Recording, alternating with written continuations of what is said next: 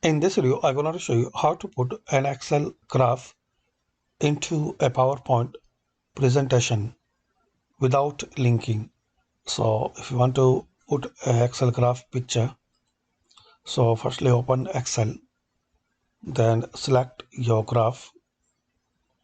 Now copy as picture. Appearance, so select first one as shown on a screen. And also you can select as shown when printed. And format, select picture, then OK. Now open PowerPoint and right click and select picture. That's it. Now you can resize and modify this picture. So right click and click on format picture.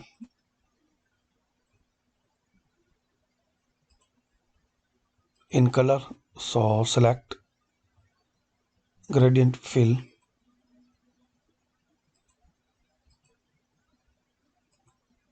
or pattern fill.